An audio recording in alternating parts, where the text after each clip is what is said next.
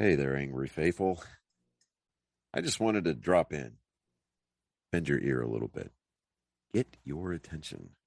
So if you're not listening, drop what you're doing and pay attention to me because I'm here to inform you that not only can you get your daily, maybe if you're binging it, I'm not sure, that's entirely up to you, but you can multiply your doses of angry me fuckery by paying attention to all of the platforms upon which you can find either the dulcet tones of my voice and David's voice or my pretty face and David's not so pretty face. Anyways, digressing, we not only we are on YouTube, we are on Spotify, we're on Rumble, we're on Google, Apple Podcast. We have a TikTok page. We're on Twitter, Instagram, and of course Facebook. So if you find yourself fuckery deprived, curl up with a nice hot mug of shut the fuck up and just listen. Open those ear holes and be prepared to be cream pied like it's the first time. Thanks for listening. Welcome, angry faithful. Today on Psychos and Sociopaths, and sorry I put it up on a Sunday instead of Saturday. Busy. It's how it goes. I ended up doing like several interviews during the week. If you check those out, cool. One of them's just going live, and I didn't want to record it, but it's actually pretty interesting on YouTube. But today we're going to go after Robert Pickton. Now, he's a Canadian serial killer. And we'll just go over his early life. This is one of them that we'll actually go over his early life. Robert Pickton was born to Leonard and Louis Pickton, a family of pig farmers in Port Connect. God. Weird words. I don't know why people. Stephen Hawking voice. Coquitlam, British Columbia, 17 miles. We'll use American terms. East of Vancouver. His older sister Linda was sent to live with relatives in Vancouver as their parents thought that the pig farm, family pig farm would be an inappropriate setting to raise a lady. Wow, that's weird. Wow. Okay. Well, it was different times, I guess. Robert and his younger brother David began working on the farm at an early age. Louis was very demanding, prioritizing the pigs over the brother's personal hygiene, and forced them to work long hours raising the farm's livestock. She often sent them to demanding prioritizing the pigs. No, wait, I read right. She often sent them to school in unwashed, dirty clothes, reeking of manure, and earning the boys the nickname Stinky Piggies from their classmates. Yeah, kids can be cruel. Pickton was strongly attracted to his mother and had little interaction with his abusive father. Another abusive father. When he was in early teens, he used his savings to buy a calf, which became his beloved pet. One day, after failing to find it after school, he was told his mother to check the barn, where he was brokenhearted to find it slaughtered. Pickton dropped out of school in 1963 at the age of 14 and acquired a position as a butcher apprentice. It's kind of weird if you find your beloved pet killed and I'm like, oh, I'm going to be a butcher now. That's weird.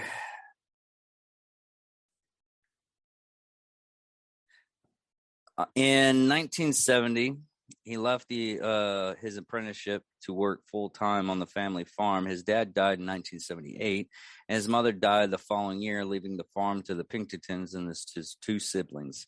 Linda and David did not want the farm. David took over the house, and Robert began running the farm on his own while living in a remote area on the property in a trailer. That doesn't speak out any kind of serial killer or anything like that at all. No. Worker Bill Hiscock, his actual name, Hiscox, Hiscox, called the farm a creepy-looking place and described Pickton as a pretty quiet guy whose occasionally bizarre behavior, despite no evidence of substance abuse, would draw attention. The Pickton brothers began to neglect the site of the farm operations. They registered a non-profit charity, the Piggy Place Good Time Society, with the Canadian government in 1996, claiming the organization cooperated,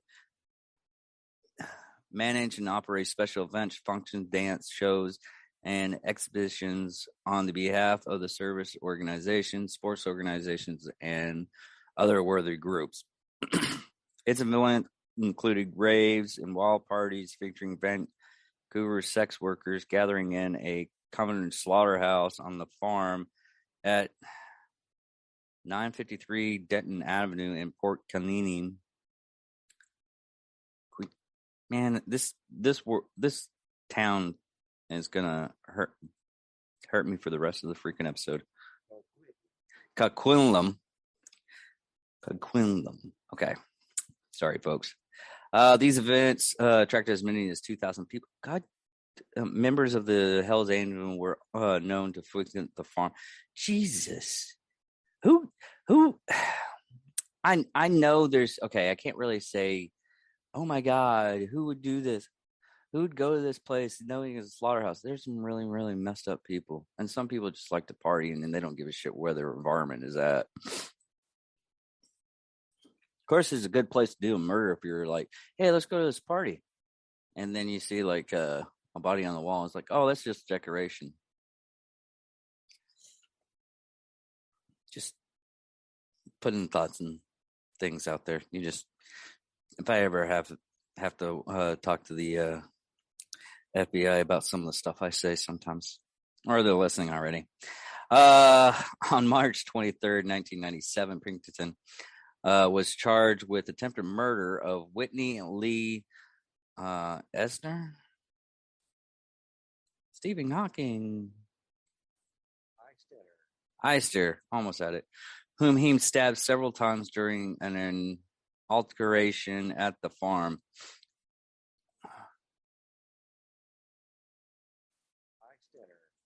Wendy had informed police that Pickton had handcuffed her, but that she had escaped after suffering several lacerations. She told them she had disarmed him and stabbed him with his weapon. Pickton sought treatment at Eagle Ridge Hospital while Wendy recovered at the nearest emergency room. He was released on a Canadian $2,000 bond. I wonder how much. Now that's got me curious. Because it's... hold on, people. Sorry, I'm wondering what the price is. This is the show. This is the show. To US.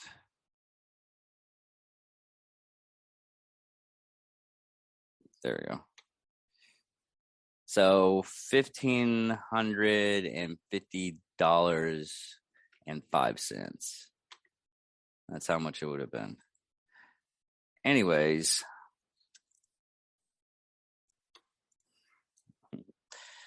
the charge was dismissed in January 1998. Months later, the Pinkertons were sued by Port Canini. Got it.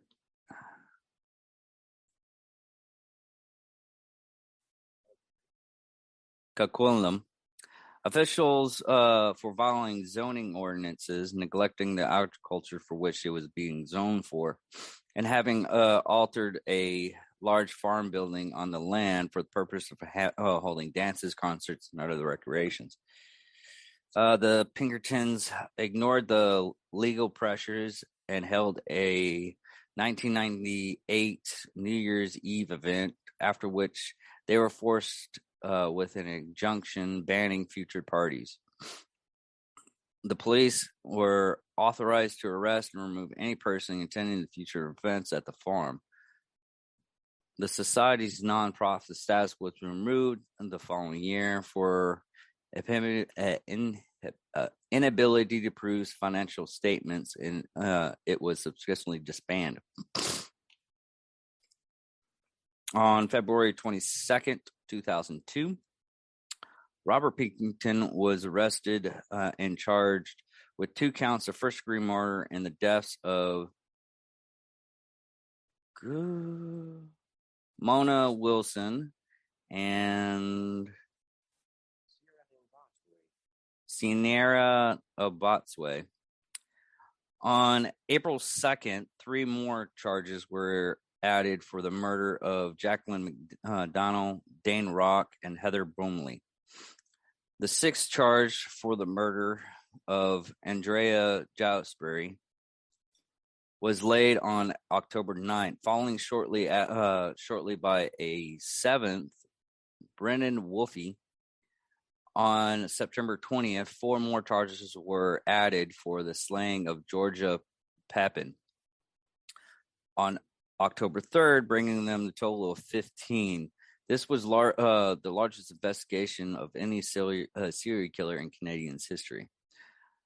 On May 26, 2005, 12 more charges were laid against Pinkerton for killing of Cara Ellis, Andrea Borhaven, Deborah Jones, Marie Fay, Tiffany Drew, Kiri Kosker, Sarah Delaverse, Cynthia Folks, Angeli Jornane, Wendy Crawford, Danny Minnick, and a Jane Doe, which they couldn't identify, bringing the total first-degree murder charges to 27. In convictions. Said I ran a podcast and I can't. Excavations continued at the farm throughout November 2003. The cost of the investigation estimated over $70 million Canadian dollars, which probably was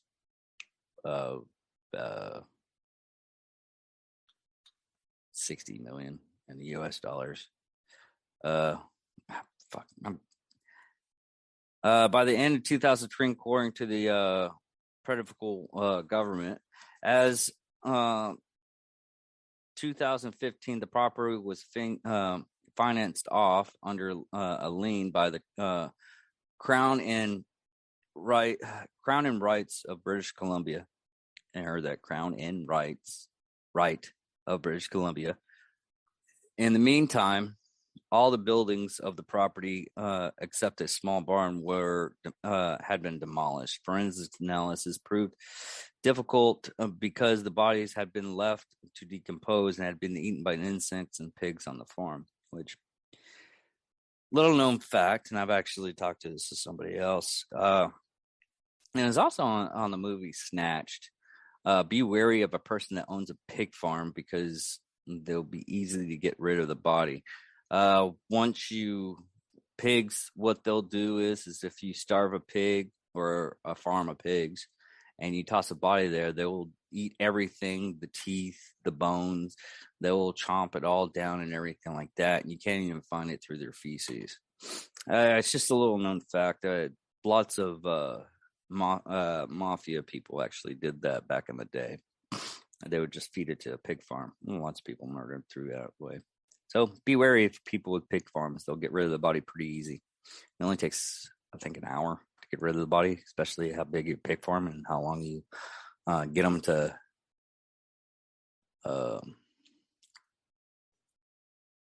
how many pigs you starve to get the actual get them to eat. I think max amount is about an hour.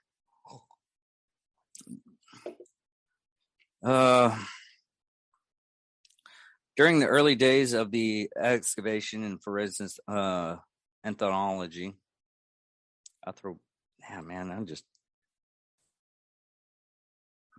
my dyslexia kicks in way too much. Anthropologist. See? Don't ever think I'm the brightest man in the room ever. Brought in heavy equipment, including a 250-foot flat conveyor belts and soul sifters to find traces of human remains. Geez, they had a freaking factory set this shit to find the bodies. On March 10th, 2004, the government revealed that the Pinkerton may have grounded up human flesh and mixed it with pork and had sold it to the public. The Providence health authorities later issued a warning. Others claim was made that he fed the bodies directly to the pigs, which just seemed.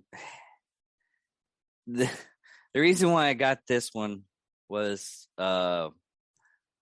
this will get you away from eating pork. I hate to tell everybody, but pigs eat everything. I mean, they are literally any Flintstone cartoons like had a pig underneath it, but they're the nature's little garbage disposal. They'll eat almost anything as long as it's. The only other one is like a goat, because they'll eat like metal and stuff like that. It's weird, but during the preliminary inquiry was held in 2003. Testimony from which was covered by a political ban until the testimony was covered up by a political ban until 2010. At the inquiry, the fact was revealed that Pinkerton had been charged with attempted murder in connection with stabbing a prostitute, Wendy Eisner, in 1997. Eisner testified at the inquiry that after Pickton had driven her to Port Canary, God, I hate this fucking word, Coquitlam Farm, and had sex with her, he slapped a handcuff on her left hand and stabbed her in the abdomen. She stabbed Pinkerton in self-defense. Later, both she and Pinkerton were treated at the same hospital, where staff used a key they found on Pinkerton's pocket to remove the handcuff from the woman's wrist. God, you'd think you would like keep those people like super separated, like in a different hospital type thing. But if it's one of those towns that's really small, and you can't really do that. But still. The attempted murder charge against Pinkerton was stayed on January 27th, 1998, because the woman had drug addiction issues, and prosecutors believed her to be unable to testify for the security of conviction. The clothes and rubber boots Pinkerton had been wearing that evening were seized by police and left in a RCMP storage locker for more than 7 years. I guess it's just a evidence room. I don't know why they just didn't say evidence room. I guess it's different. They call it something different. Not until 2004 did lab tests show that the DNA of two women, Borehaven and Ellis, was on the item seized from Pinkerton in 1997. In 1998, according to Vancouver police detective, and yet Stephen Hawking voice, get it again. Lorimer Shammer. Lorimer learned of a call made to a police tip phone line stating that Pinkerton should be investigated in the case of women's disappearance. According to Lemur, Count described the length in 2015 in his 2015 book about the case. He struggled to attract significant police resources and attention to the case until 2002. Search of Pinkerton's farm by CSI. We're going to call it CSI because I'm not going to say one extra letter. In 1999, Canadian police had received a tip that Pickton had a freezer filled with human flesh on his farm. Although they interviewed Pickton, who denied killing the missing women and obtained his consent to search the farm, the police did not conduct a search at that time. During the trial, in January 30th, 2006, in New Westminster, Pickton pleaded not guilty to 27 charges of first-degree murder in the Supreme Court of British Columbia. Good. Vidaria phrase of the trial took most of the year to determine what evidence might be admitted before the jury. Reports were not allowed to disclose any of the material present in the arguments, which in most major murder cases and everything, juries are not allowed to even, depending on how long the case is and everything, they're not even allowed to look at news, have television. They can read books. That's about it. And this is back in like long time ago. Nowadays, information is freely given. It's on the internet. You can't really take away people's phones because they'll lose connection to their family and everything, just in case there's a family emergency. But most of the time, what they do is if it's a high-profile case, usually they send it to a different town or a different state sometimes to process it, and they still do it in another state. It's just so they can get a non-bias jury type deal. Where was I? Because of the publication ban, full details of the decision are not publicly available. But the judge had explained that trying all 26 charges at once would put an unreasonable burden on the jury, as the trial could end up going on for 2 years. It was also had an increased chance of a mistrial. The judge added that the 6 counts he chose had material evidence from the other 20, which that's understandable. On trials like this, mistrials, just one little evidence that wasn't clocked in rightfully. When I mean rightfully, like through a warrant or through legal means. Like, the problem with vigilantism and going out there and running the streets and arresting people, and the reason why we have a police department that a lot of people say that they're undertrained and everything like that, but what they're supposed to do, police are supposed to grab a suspect, collect the evidence, keep the evidence logged in, verify that the evidence had been attained legally, so you can't break into a person's house, grab evidence and everything like that. Then after that, they log it in. The DA goes over the evidence and the evidence from, like, the knife if it was used in a crime, or financial records if it was a financial crime, or what they call white collar crime, theft of financial money and everything like that. I can't remember the name. Depending on what it is, they gather this evidence, and then they build a case around that. The detectives help build the case around that, giving the evidence and everything they gathered through to the DA. And then once it goes to the DA, it goes before a judge, and it goes through the process. If it's trial by jury, they have to pick the jury. and then they have to go out, and the judge has to goes over the evidence and everything, and the jury's, if it's just the judge goes over all the evidence and everything, verifies what is what, then he makes a decision. But sometimes it's just it's the jury, and he goes over what the jury pertains as the right course of action. Then he after that, if like he's found guilty, it's literally the judge's opinion. I'll say opinion because that's really what it is.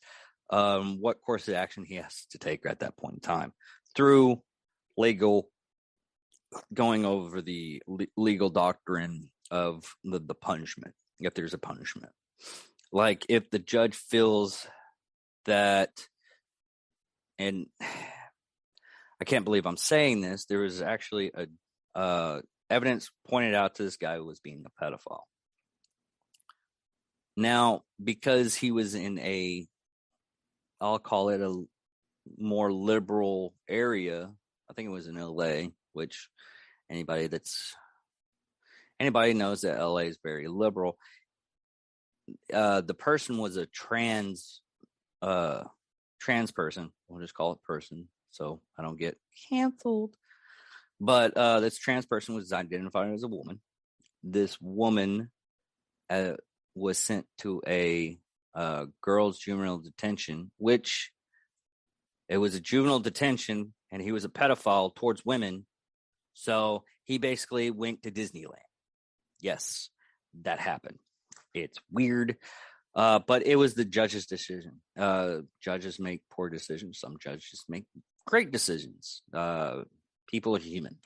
I hate to say that, but he made a horrendous mistake, in my opinion, because he went off his emotions instead of actual logic and fact. Now, back to the case. Officer and Inspector General Senior Investigator R.J. McDonald was case agent for the investigation. Basically, he was the DA. In American terms.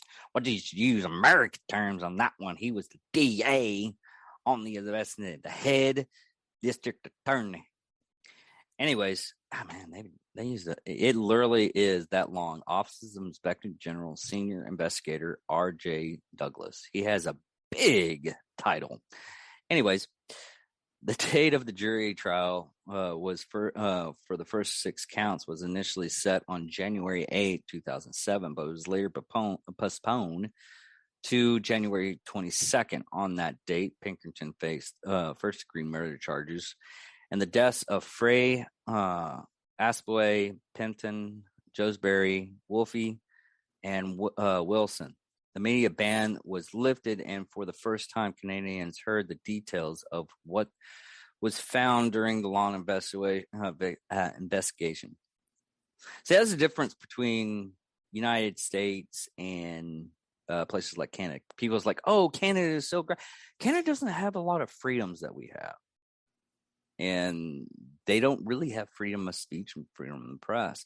Here, it's up to the media outlet that first gets wind of it to do a piece on it. Canada, we can do a media blackout sometimes where they can't go in the court and everything, but they still advised what kind of details are in that case. Which sometimes I think some things they do need to have a media blackout to make it more of a pure case. The details, what was found during the long investigation: skulls were cut in half with hands and feet stuffed inside. Damn. I just pictured that. I was like, cut in half and hands, feet stuffed inside. I just pictured that just now and just, the remains of one victim was found stuffed in a garbage bag, and her blood-stained clothing found in Pinkerton's trailer. part of another victim's jawbone and teeth found beside Pinkerton's slaughterhouse, and a .22 caliber revolver with a attached dildo contained both his and his victim's DNA. Jesus fucking Christ, I read that right. Wow. A .22 caliber revolver with a dildo containing both his. Okay. Oh wow. Okay. In a videotape recording played by the jury, Pinkerton claimed to have attached the dildo to his weapon as a makeshift suppressor. I knew it. I'm sorry if I'm laughing about that, but that's fucking hilarious. Oh, I'm not even going to get on that one. That's okay. As February 20, I know it's dark, but sometimes you got to laugh fucked up shit. As of February 20th, 2007, the following information has been present to court. During the Pinkerton trial, lab staff testified that about 80 unidentified DNA profiles, roughly half male and half female, have been detected as evidence. The items police found inside Pinkerton's trailer: a loaded .22 revolver with a dildo. We already went over that. And 1 round fired. Boxes of .357 Magnum handgun ammunition, night vision goggles, 2 pairs of flex fur coat cuffs. Oh, okay. Okay. A syringe with 3 milliliters of blue liquid inside. A Spanish fly. What? Aphrodisiac? Okay. Spanish fly aphrodisiac. It's that stuff they sell up at a fucking they used to sell it all the time up at convenience stores and everything. It's supposed to get you hard. Now we got the blue pill. It actually works.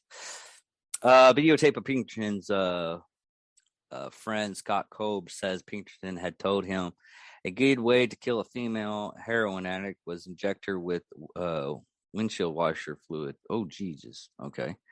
A second tape was played for Pinkerton, in which an associate named Andrew Bellwood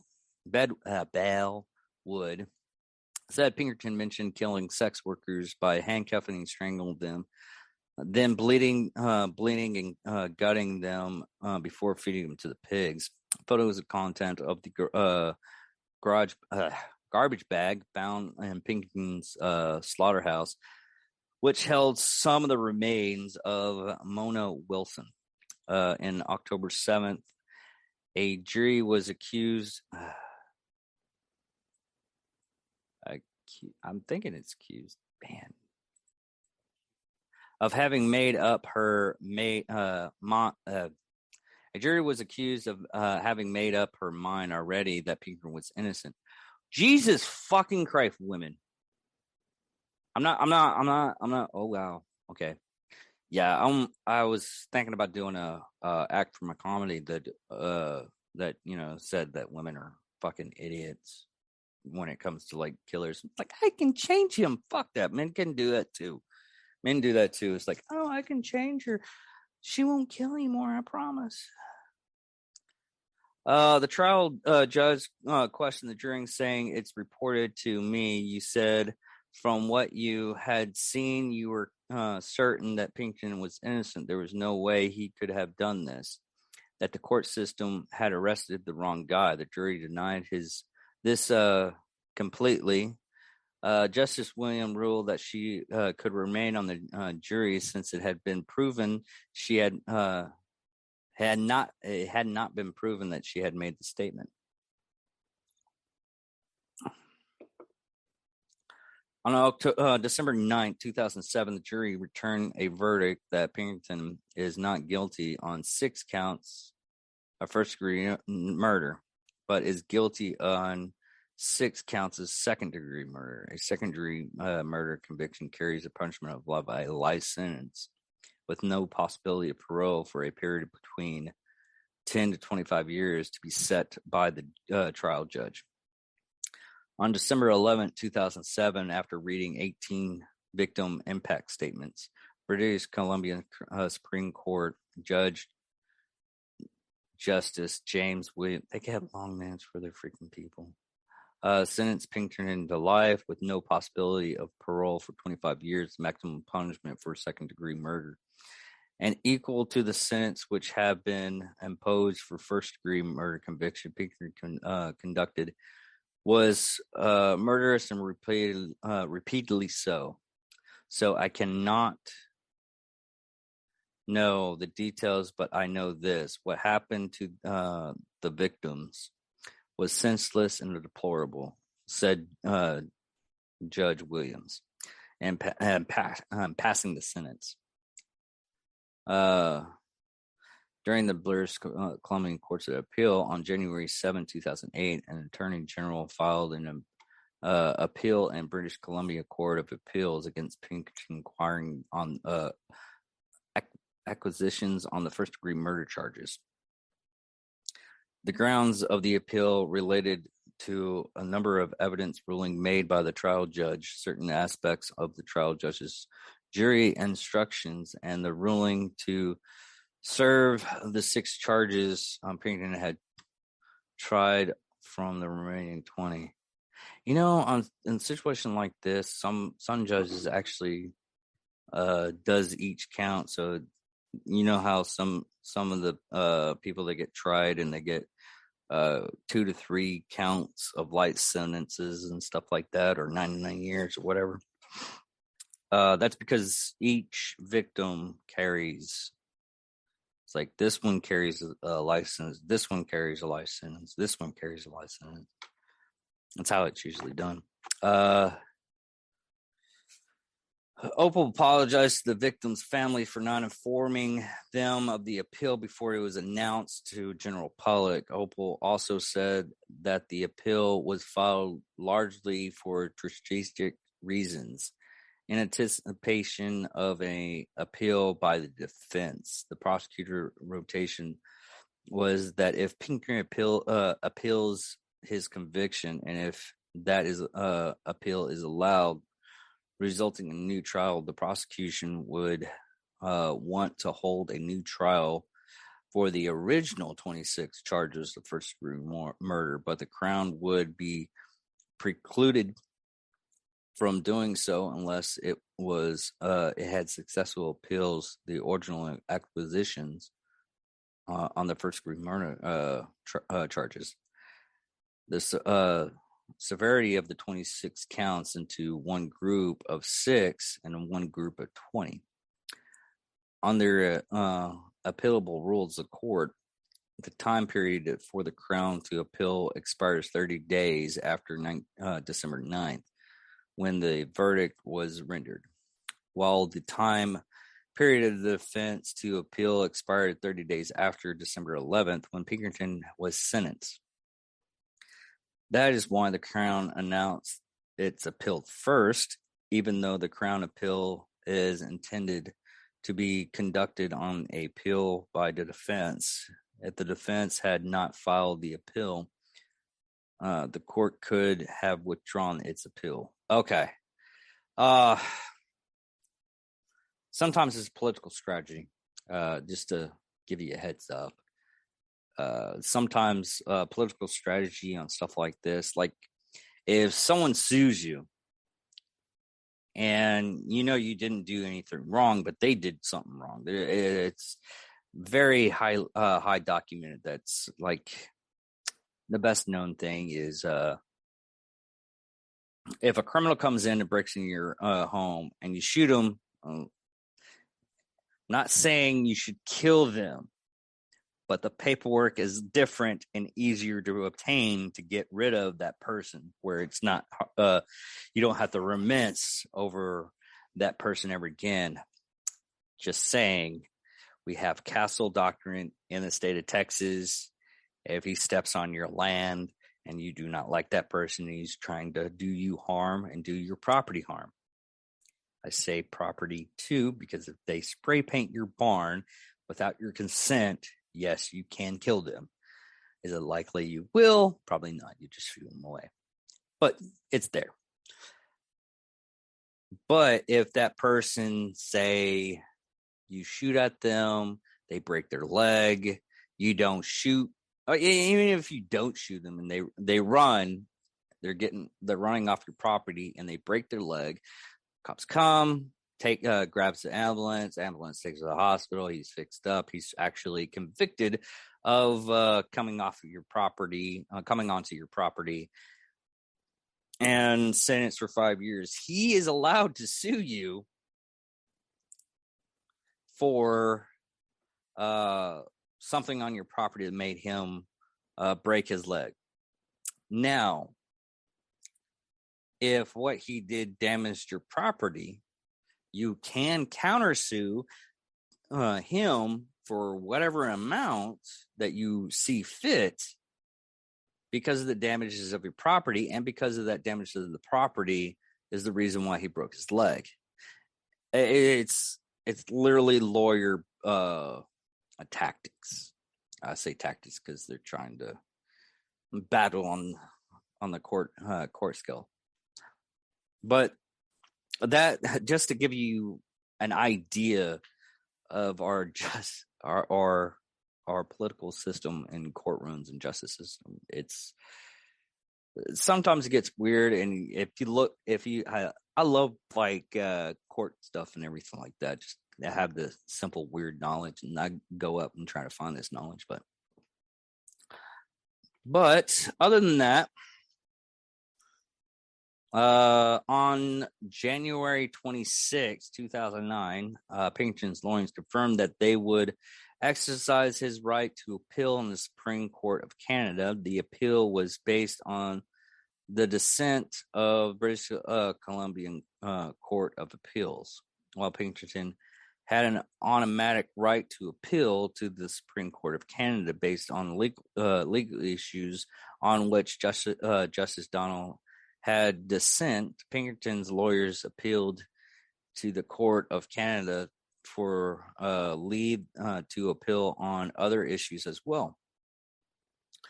On November 26, 2009, the Supreme Court of Canada granted his application for leave to appeal. The effect of this was to broaden the scope of Pinkerton's appeal, allowing him to raise arrangements that had been rejected unanimously in the BC Court of Appeals, not just arguments that had been rejected by 2-1 major.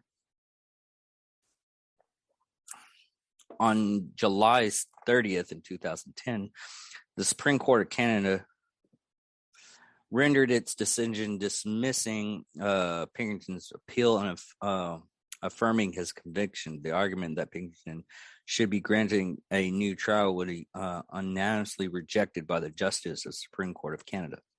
Someone had a fucking brain that day. Allowing an announcement is, in its result, the Supreme Court split 6-3. It was 6-3 in its legal analysis of the case. 3 people of nine judges. Ours is 9. And I guess Canada's 9 too.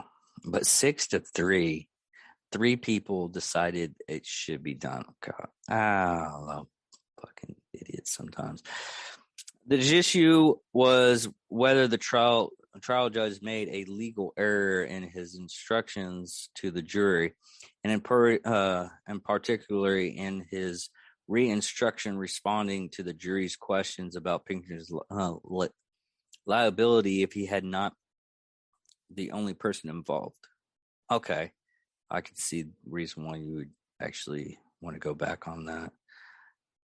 And sometimes it's like something like this. It's sometimes it's like a little tiny detail, like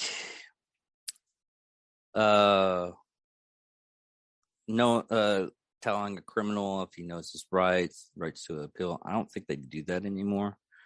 I think they have to actually just sign a statement. But it's one of those legal actions. I forget the terms of it. They just comment on what the actual thing is, because I'm not looking it up. I want to keep this going. even though I'm veering off.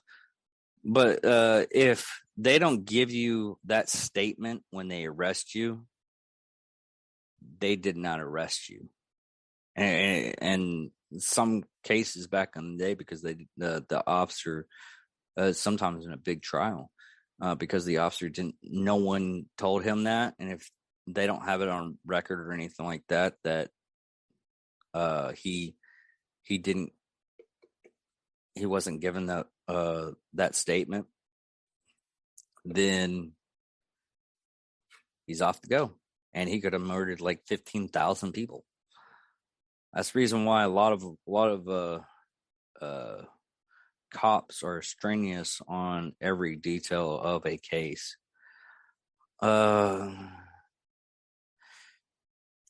Madam Justin Curran found that the trial judge responded to the question posted by the jury did not advisedly impact on the fairness of the trial. She further found that the trial judge overall instructions with respect to other suspects continuous captured the alternative route to liability that were realistically an issue in the trial.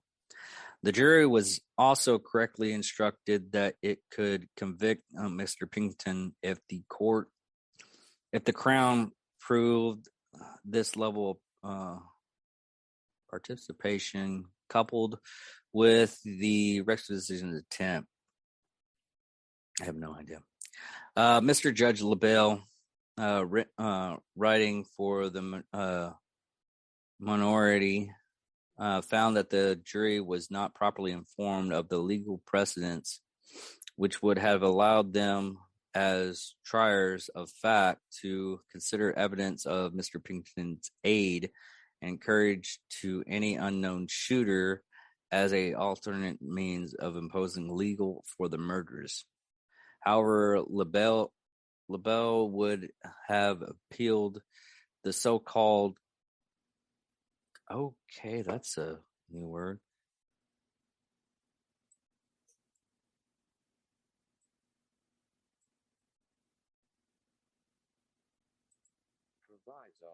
proviso, so as not to overturn Pickton's conviction.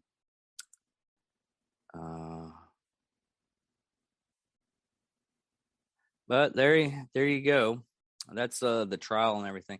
On this one, I had to go through just the. I usually don't go through like the court stuff and everything like that.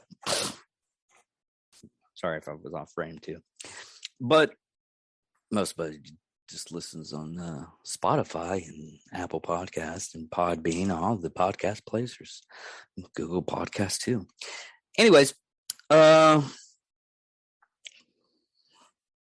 trial was more or less the circus in this one, even though a lot of the details weren't given out because of the Robert Pickton. God, I even forgot his name already. Yeah, Robert Pickton. A lot of the details weren't given out until like the court. A lot of the stuff was like I already said, that the court had put a media blackout, which we call here in the States. So the trial wasn't really publicized. It's like the Janine Maxwell trial from Jeffrey Epstein. So glad I could fucking say that fucking name of that douchebag. But because of that trial, a lot of the details we don't know about because they put an immediate blackout on it. And it does happen in the States. They do media blackouts. So it happens. But that's the end of this week's Psychos and Sociopaths with Robert Pinkerton. So if you like this, comment on any of the stuff that I missed. Some of the stuff